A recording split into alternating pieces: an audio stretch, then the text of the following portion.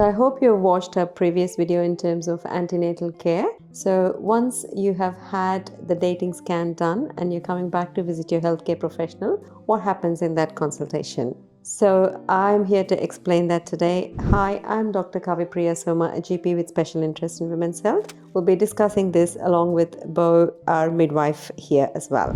Hello. So the first thing your healthcare professional will do is confirm the due date for you, and that gives us the planning what we can do for subsequent care in your pregnancy. Once that is confirmed, then an optional testing will be discussed with you, which is the first trimester screening. We will discuss that in a separate video in detail. But once that confirms that the pregnancy is all good or at low risk, then I generally hand them over to our lovely midwife here, and we book them in for what we call as a booking interview.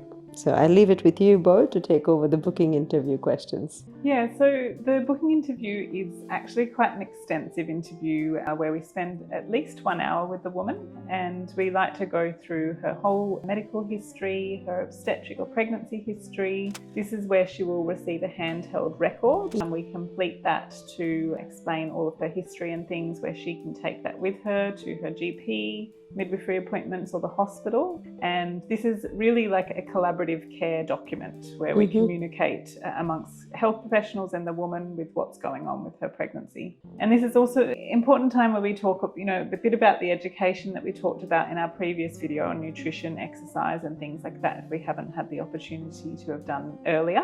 We also explain to the woman about the model of care that she's chosen and the plan for her care moving forward, and what she might expect at her different appointments, how frequent her appointments will be with her care provider.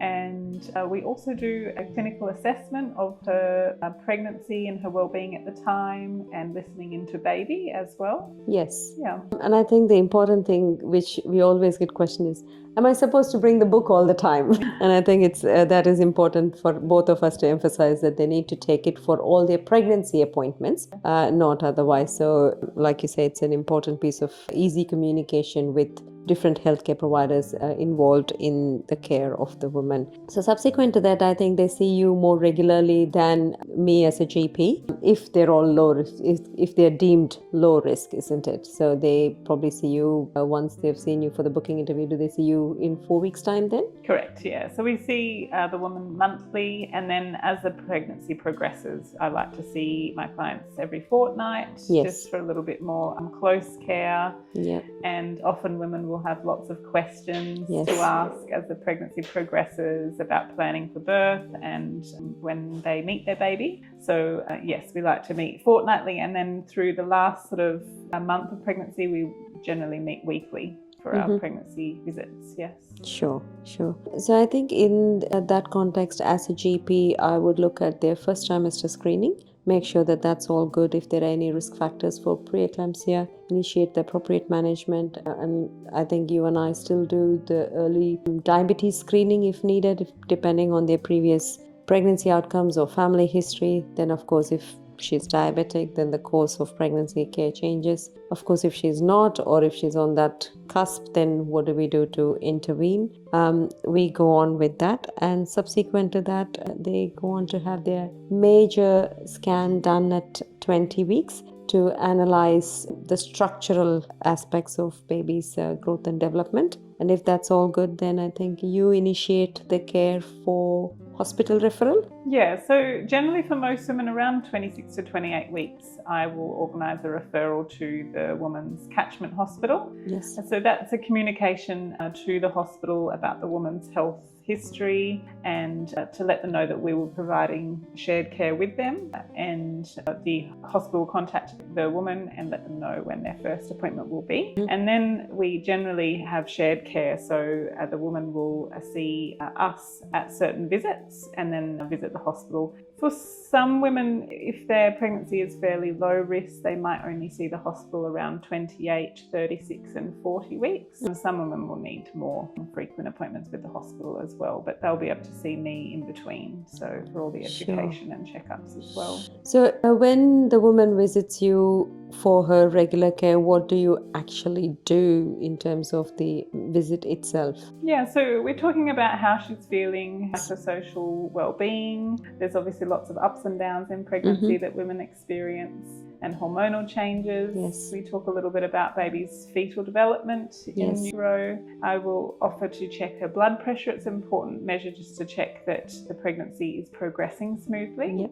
And we listen to baby's heart rate. So we look at that and listen to see if that is sounding within normal. Otherwise, I may request some blood results for the woman just to check on her iron and things like that throughout the pregnancy, depending on what stage we are at. Otherwise, lots of education and answering any questions that the woman might have about what's happening to her body. We talk about aches and pains and what supportive measures she can take for those things. And of course, if there are any concerns about her pregnancy, if her blood pressure is raised or she has other complications that we've identified in blood tests or ultrasound, we'll often I'd refer back to you for her to see you for that medical input as well. Sure.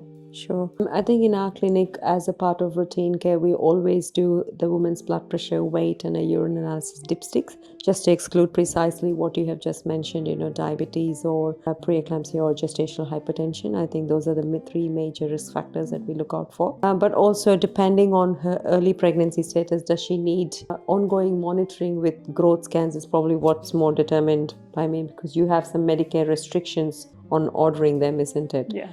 So if it is a woman who has got pre-existing medical condition or at potential risk of developing a medical condition, I think those are judgments made by us simultaneously in similar sort of time frame in their pregnancy. Yeah.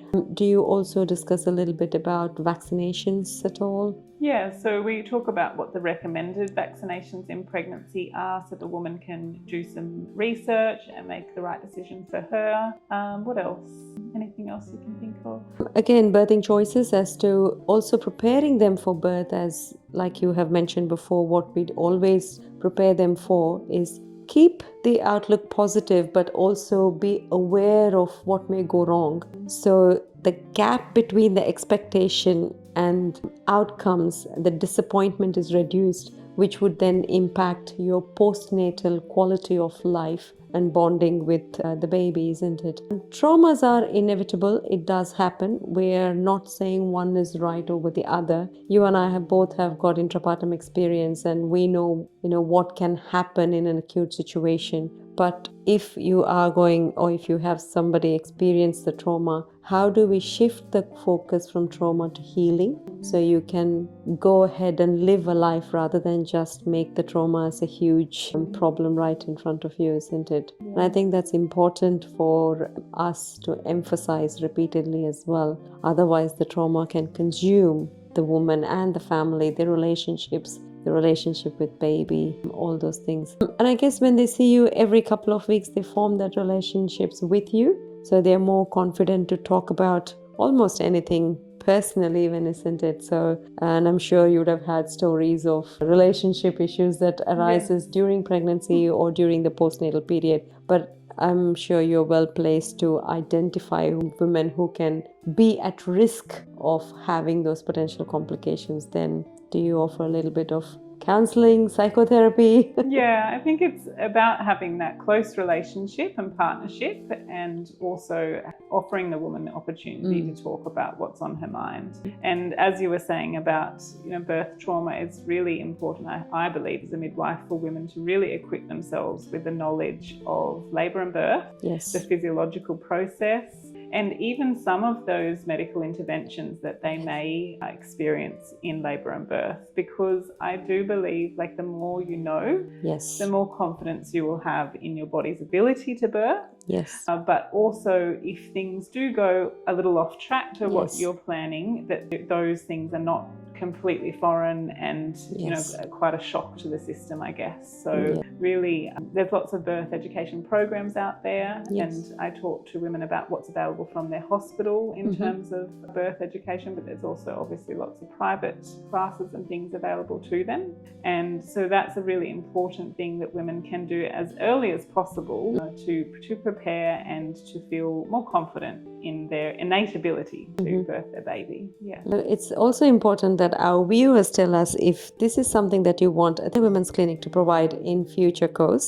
So Beau can take on the role of providing antenatal classes to equip you guys. And like you said, very, very important for people to know. And I find in my own experience where I have dealt with in women who have had that knowledge to cope with outcomes that are different from what is expected in a better way as compared to who has not had that sort of knowledge. Because sometimes we talk to the woman, listen, we need to help this baby come out by just putting this small cup called vacuum, and like you either get a blank face or you get a nod. And if you know you get a nod, then it's actually easier for us to communicate in that high adrenaline situation. And that's where your role becomes critically important. Because traditionally, I think most people think that midwives are limited to labor ward, but I think they can do a lot more during the antenatal period. So when they come to see you, so in the third trimester, what is it that you concentrate upon in terms of their care? Yeah, in terms of the clinical care, we're obviously measuring the woman's belly to see that she's growing each visit.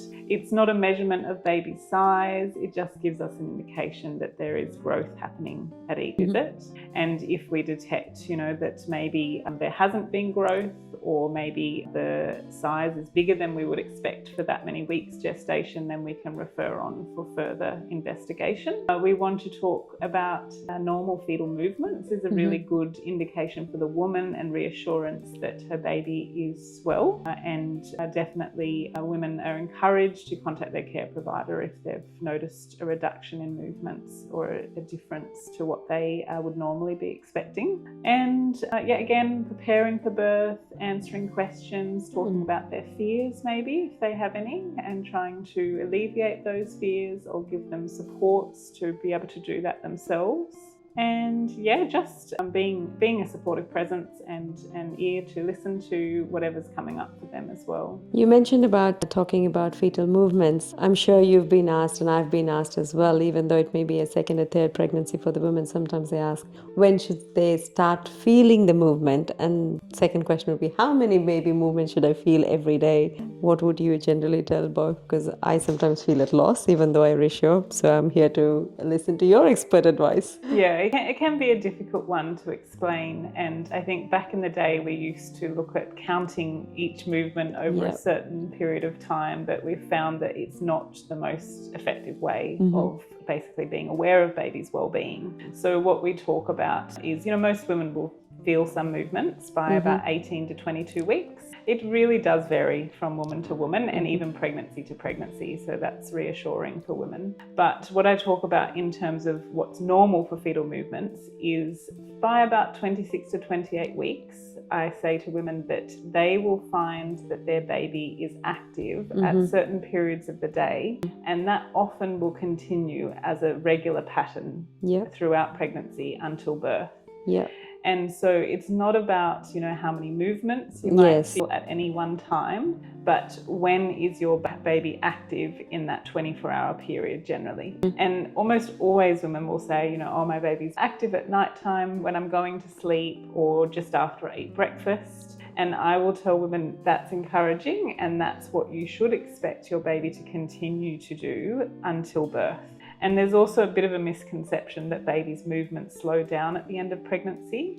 We always encourage women to seek out and contact their care provider if they found that movements have reduced or changed significantly in the last few weeks, because it's not expected that babies' movements will reduce just before labour or birth. we expect the movements to continue as regularly as they have been until birth. And even in labour, often they can't feel it so much because things are happening quite, the woman is labouring and they might not feel those movements as much, but definitely we wouldn't expect movements to reduce in the last few weeks or days. And I think that's the important thing that the women need to understand, that there is no set pattern, but also what's normal for them is what would be continued looking forward. Yeah. And that's really important. And both, I think you and I will take seriously if a woman says there's reduced field movements or it hasn't been the same. I think both as midwives and doctors, we do take that word from them very seriously and start looking for what's happening, or at least for reassurance. Then we do the examination and confirm that everything is okay. Yes. Yeah. So I'm sure that once they've crossed all these little hurdles, when they come to the big part of labor itself, and I'm sure there's lots of education that we can provide them with. I know I talk only a brief amount of what are the medical interventions that is available or that are potentially possible for them in terms of induction if they are overdue or if they are planned induction, and a brief description of what to look out for in labor. In elaborate description, what would you tell them, Beau? Yeah, it's a massive topic, but generally speaking, again, I talk about the basics of the physiology of labour. So what we know about the hormones that we want to promote, oxytocin being the most important hormone in labour that gives the woman contractions of her uterus. And we talk about what things will support the flow of oxytocin. So, and really basically that is just the woman feeling safe and calm in very basic terms. But I also talk about her choices in labour and birth, because what labour looks like will be very different from one woman to the other, and what is really optimal for one woman or something that they would like to happen in their labour and birth will be very different to the next woman. So it's really important for women to understand what choices are available to them to make it a positive experience for them, and also just remaining flexible and open to any changes that might come up as well. I'm so glad you said that,